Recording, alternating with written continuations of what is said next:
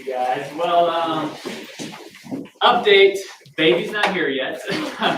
She will be here any moment now. Those of you guys who don't know, Katerina and I are expecting our baby girl tomorrow is our due date. Will she come tomorrow? We don't know. I'm curious, how many of you guys actually think she's going to come like the next day or two? Like, let me see you raise your hand. Next hour. I give it about 4 hours. 30 minutes. All right. 30 minutes. All right. All right, this building. All right, this building. Listen up. Cool, good enough. She can't be in this building all this because she's not even here. If it had to be a building, it would totally be Chick-fil-A, so we get free Chick-fil-A for life order, right? Did they do that, right? So, No. right? I would totally do that. Yeah.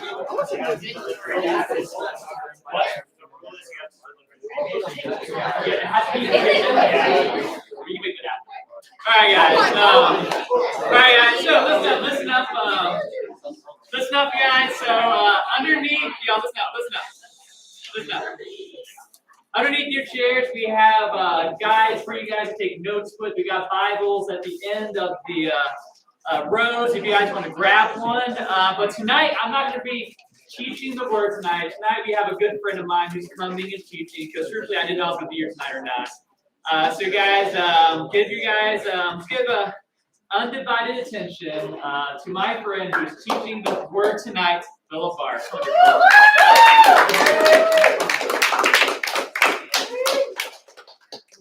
everyone, I'm really happy to be here. A chance to talk to you guys.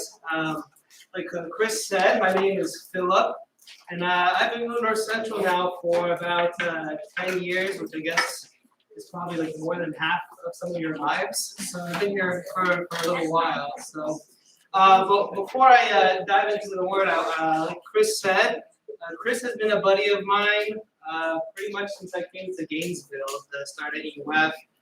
And one fun fact you might not know about Chris is that he's kind of a bit of a warrior.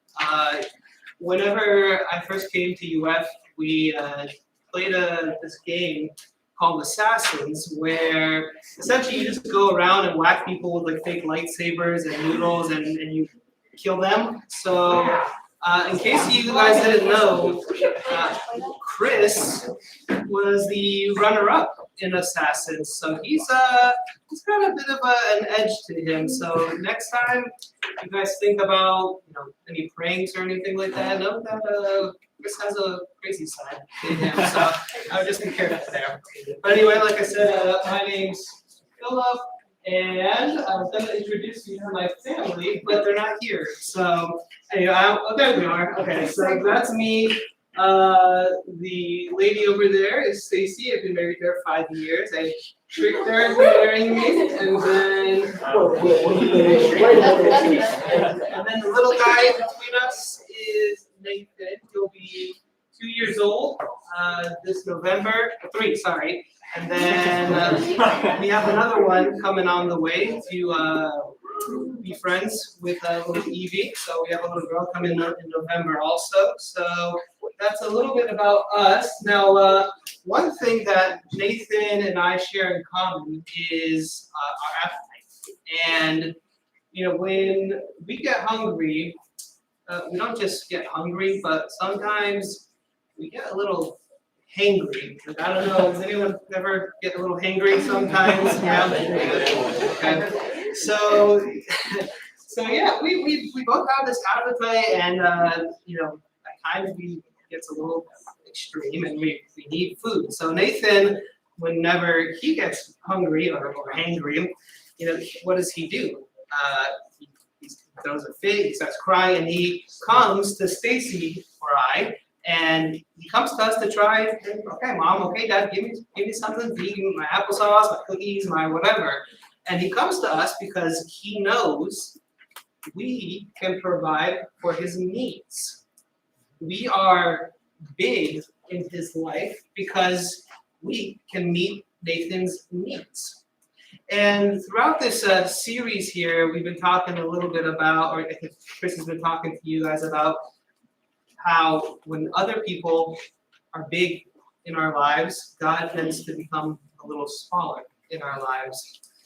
And the way we think about our needs and the way we look to get those needs met has an impact on how we view God and how we view others as well.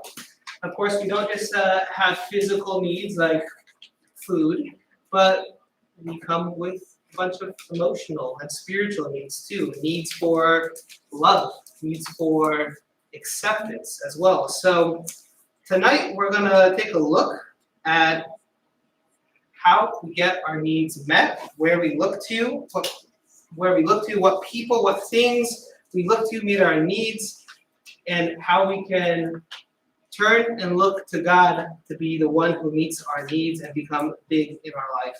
So the main point, if you fall asleep right after this, the main point I want you to take is that Jesus meets our needs. And I'll say it again in case someone yawned or something. Jesus meets our needs. So before we look at Jesus himself and see what Jesus has to say about himself, I want to take a look at an example of some people that weren't sold on this whole trusting God thing and looked for other places to have their needs met. For those who maybe are familiar with the beginning part of the Bible, there was a guy named Abraham, and God decided to bless Abraham. And from his family came this nation, this country called Israel. And God provides for Israel. He saves them time and time again, and Israel grows. But it gets to a point where Israel forgets God, abandons God, and turns to false gods and idols to meet their needs. So that's what we're going to look at real quick in Jeremiah chapter 2. It's just one verse in Jeremiah chapter 2, verse 13. This is God.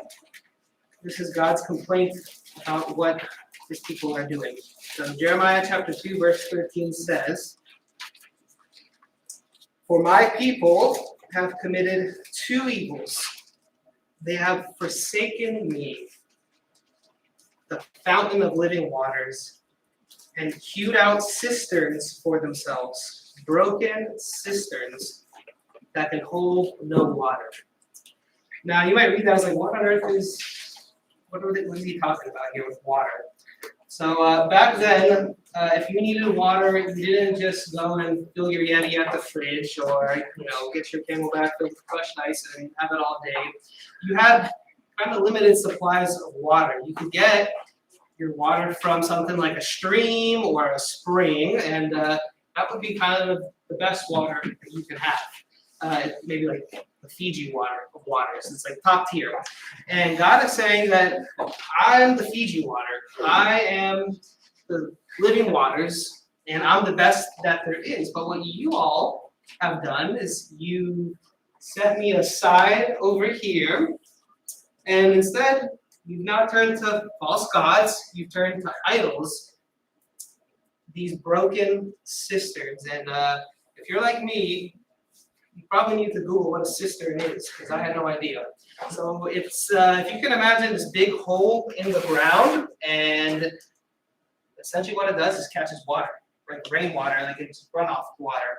And it was probably the lowest quality water that you could drink, is this runoff water.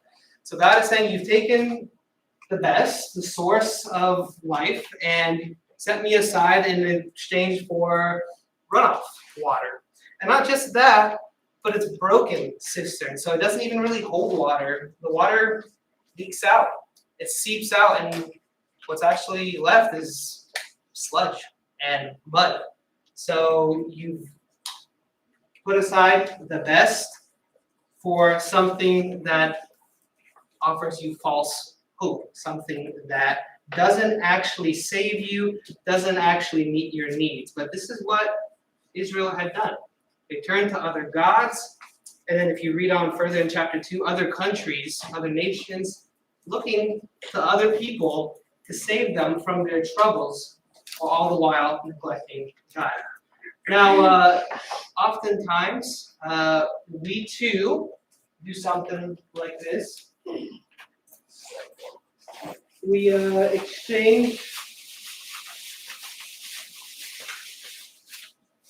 exchange good water, living water, nice looking cold water. Yep. And instead we settle for sludge juice right here. Any takers? No? Yeah? Okay. No, I'm just kidding. Maybe when after I leave, you can take Chris's idea. So, but this is what we do. We oftentimes set God aside and we look to other stuff to meet our needs. And that's a question for us to consider is what are you placing your hope in that's outside of God? You know, what is big in your life? And what's causing God to remain small in your life? And it doesn't necessarily have to be something sinful in and of itself, but maybe for you, sports can be big in your life, or maybe friendships can be big in your life. Maybe romance is big in your life. Maybe it's your phone is huge in your life. Video games even. Whatever it is, whatever we run to, it might hold water for a little bit, but that water is going to seep out and you're going to be left with yum yum sludge juice. So we ought to consider where we look to meet those deep needs, those needs for acceptance, the needs for love. Where do we go outside of God? Whatever it is, it will fail us because only God is the source of life. He is the living waters, and He is the one that can meet our needs.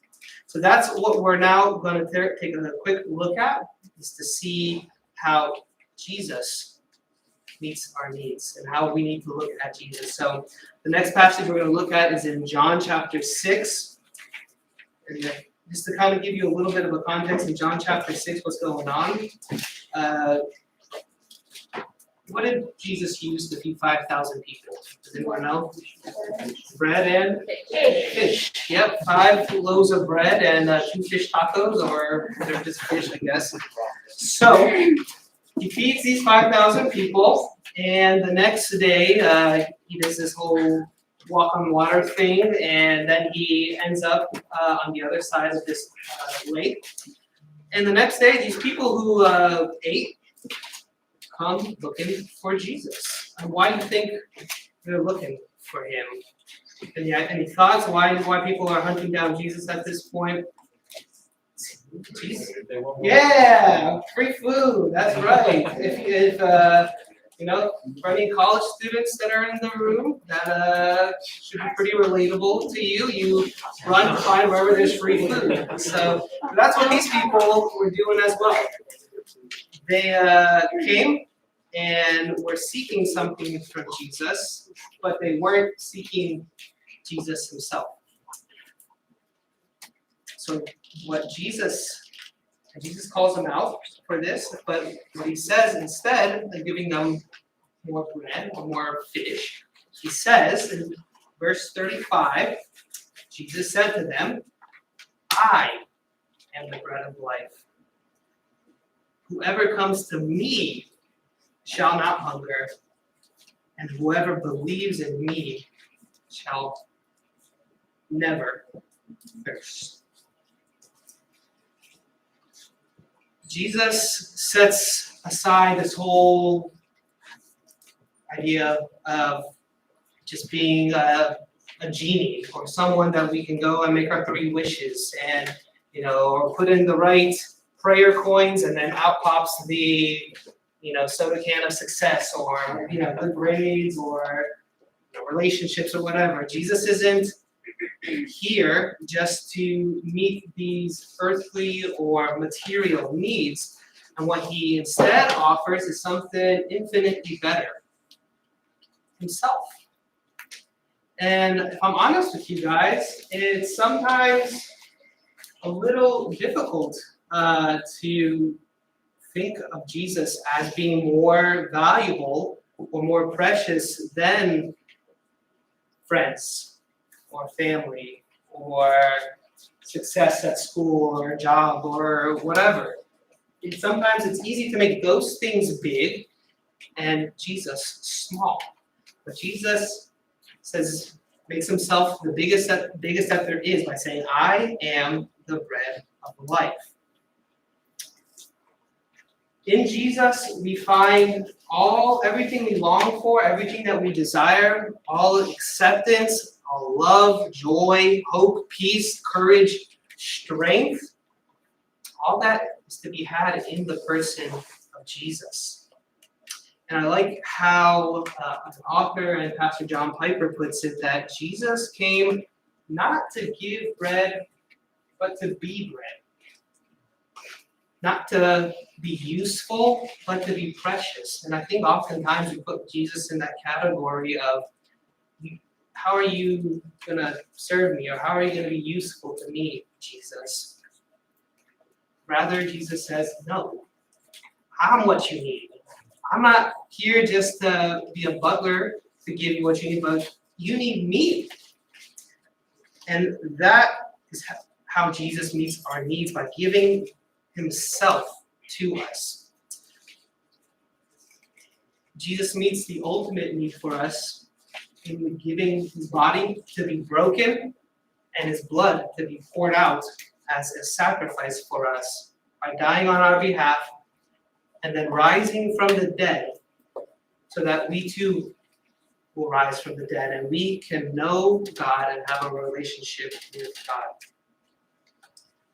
Now, what do we do? What's our response to this? What does Jesus tell us to do? How do we earn this or work our way to this? Maybe, I don't know, pray 5 times a day, 6 times a day, maybe give a lot of money to church. Maybe that's how we can convince Jesus to meet our needs. No, none of that. What does it say in verse 35? Whoever comes, whoever believes.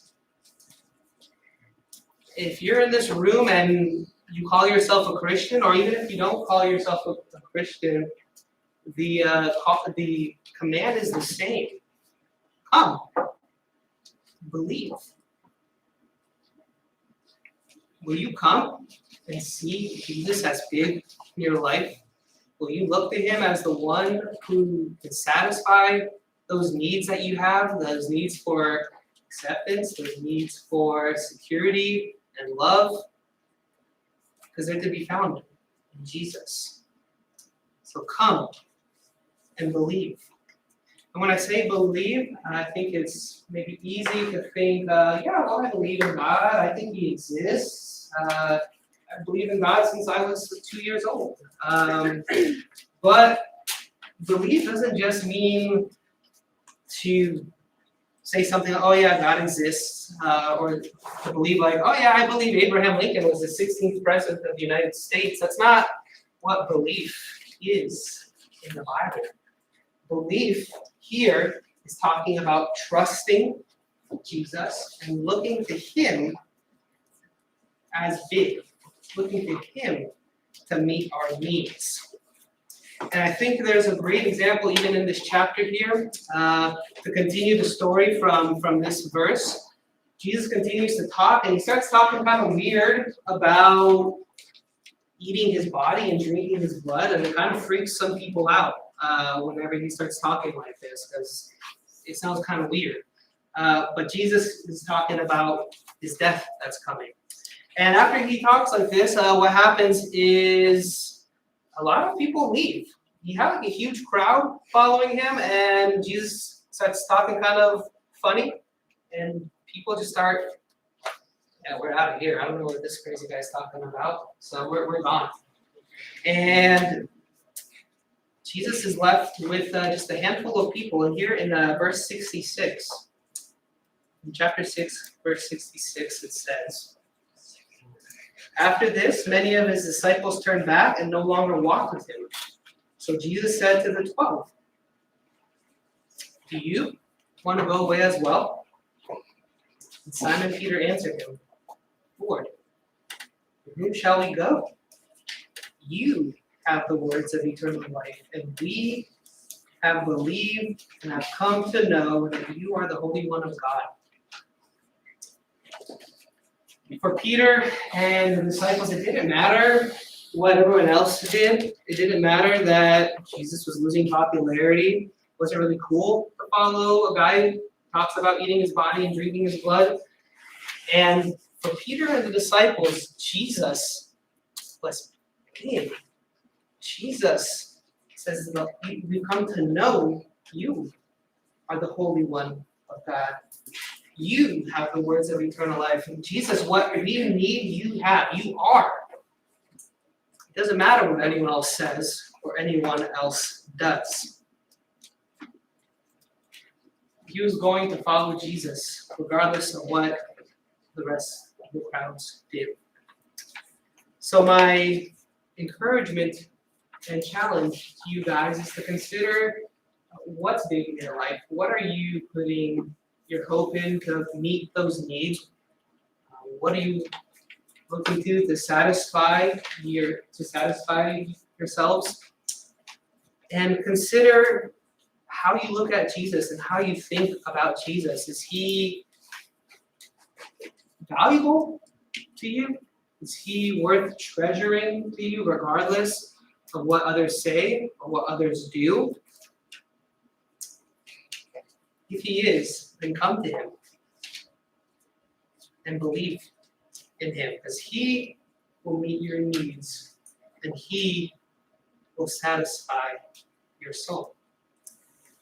And just gonna wrap up here and just pray for you guys and pray that God impresses the value of Jesus upon all of us while the band comes up. God, we confess that oftentimes we don't know what we need. We don't know where to turn to, and oftentimes we turn to these broken cisterns, these things that leave us just with sludge juice, and doesn't really satisfy us, and really they end up disappointing us. But God, we thank you for sending Jesus, the bread of life, the one who meets our needs, and we ask that you change our hearts and minds to be able to see Jesus as big, to see him as worthy of trust, worthy of following, God, worthy of our whole lives. We ask that you draw us to yourselves, to help us come and to believe.